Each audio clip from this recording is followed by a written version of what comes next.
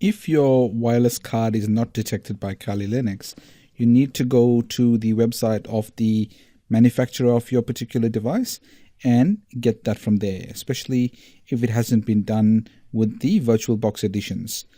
I've got a short tutorial here of how I'm going to install the wireless access card on my particular machine. So what I'm going to do is copy this and go to this particular git clone link and download that particular driver. Once that's been done, I need to go to a particular folder, which is the MT7601, so CD, and then I also want to go to the source directory, src. So I type in the CD src to get to that folder.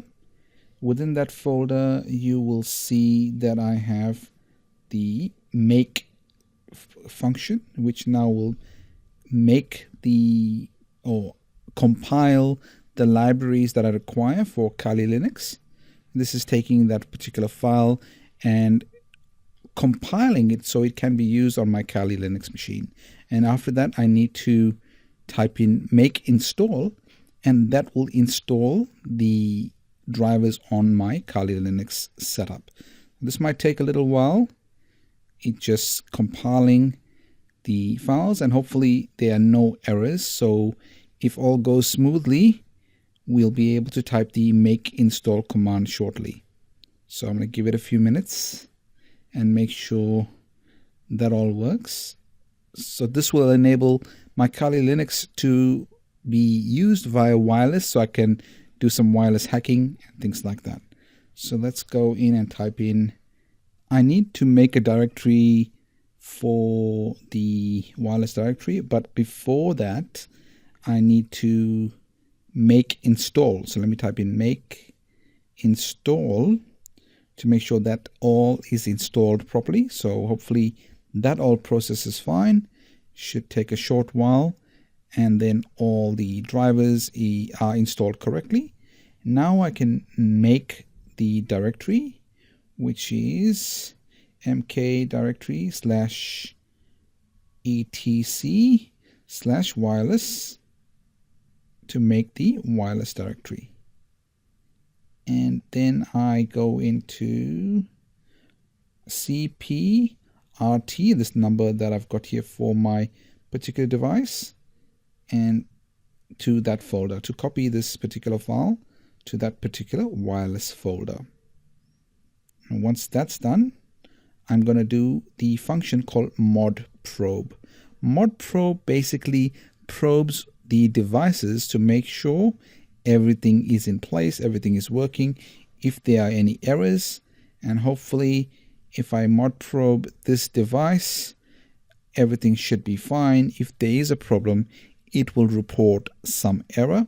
So let's make sure the wireless card or wireless driver has been installed correctly on this Kali Linux machine.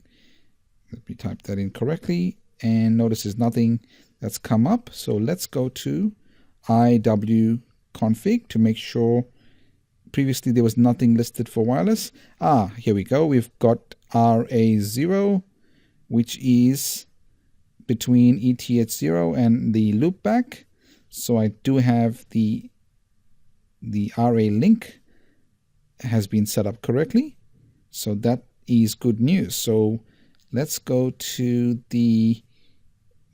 obviously it's working at 2.4 and working on 802.11n protocols. So let's just confirm that we have wireless connectivity. I go here and notice now it has Wi-Fi. So I will be able to do Wi-Fi hacking, Wi-Fi penetration testing, and things like that shortly. So we've confirmed that we had a wired connection, but now we're able to put in a Wi-Fi connection as well. So I just want to go also to look at if-config. So let's just do that shortly and make sure that we see our devices all listed, the wired connection, the wireless connection, as well as the loopback device. So let me type in if-config and make sure that works. Here we go. So notice there's the wireless card listed here. So that means it's all set up. So we are enabled to do penetration testing and penetration hacking tests. So this is perfect. So let's just ping Google and make sure it is connecting through a wired connection for now. But everything seems to be working fine.